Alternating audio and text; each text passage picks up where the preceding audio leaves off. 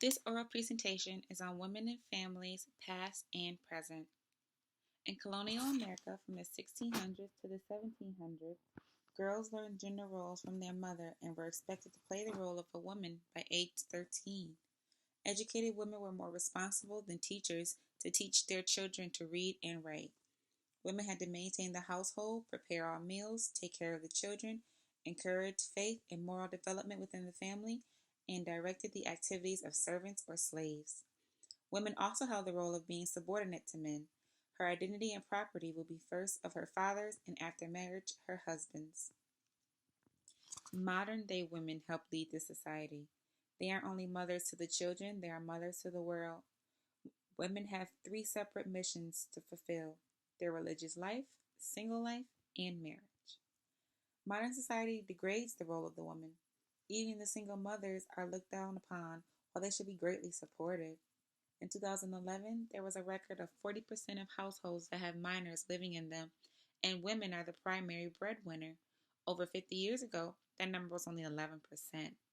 There was a study showing that out of these women who are breadwinners, 63% are single mothers and 37% are married women. Women are raised now not to need a man and to be more independent.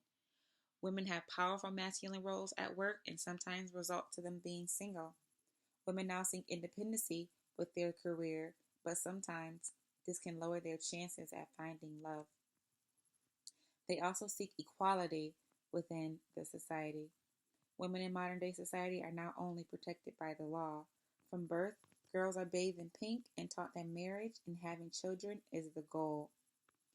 Every little girl has a dream wedding and thinks about their dream husband playing with baby dolls and toys that consist of play kitchens, fake houses, vacuums, food, and gardening tools. They aren't raised to be independent and have career goals to potentially be better than the boys. If you see the toys for little boys, they're action figures, firemen, policemen, and things that they can always destroy. Women in Spain back then could only survive by being a good wife and a good mother. Under the dictatorship of General Francisco Franco for 36 years, he was known for closing women off from the rest of the world because of the strong policies he set with support from the Catholic Church and the state. Women are subordinate to men and not allowed to hold jobs and were denied divorce, contraception, and abortion rights. Everything women did needed a man's approval, typically her husband or father. A woman's role was strictly to be a housewife and a mother. The state put marriage laws in place prohibiting women from working for many popular companies. Single women were strongly discouraged from attending universities and feared they would pursue a career and have financial independence. Women in Spain now are empowered by globalization. More single young women rather than young mothers are in Spain. Women gained independence and were able to experience globalization. Women are now able to receive higher education, enjoy independence and having a career, and also play a part in politics. Today, women take up nearly 40% of the labor force. Women are still considered to be the caretakers and housekeepers of the family. More single women are holding off relationships and marriage by putting their careers and education first. But to women, family have still and always will be a big part of the Spanish family tradition. Women of Africa have a popular quote that states, "You can never be sure who the father of the child is, but the mother you can always be sure." That saying is popular and it's used to ensure that conference of power and titles of leadership were reckoned through the mother's line.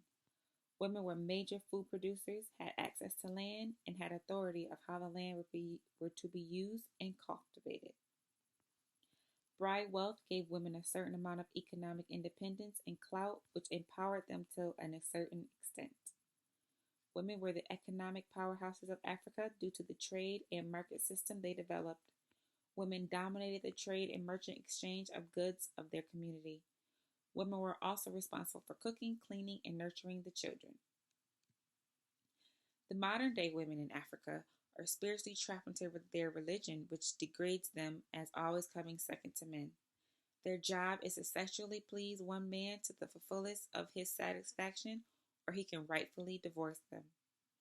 They are typically shamed when they get pregnant because their body is only good for pleasing their man. The women live in fear that if they get married, the man can leave them or they may get bored and leave, and the women will be shamed for breaking up the family.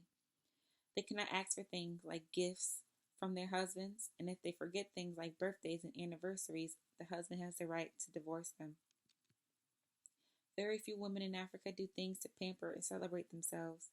When a woman is very intelligent, the world does not know what to do with her. They have difficult times dealing with everyday life because there will be something that will be normal in their culture, but not the religion. Once modern day African women grow old, they become tired of not being their true self, but when they find themselves, they feel empty and will be crushed. Once they forgive themselves for the life they lived, it will be best for the future generations to come ahead. Of all these examples of modern day and women in the past in Africa, America, and in Spain, it seems like the women in Africa still have a long way to go from how they were treated back in the day to how they're still treated now.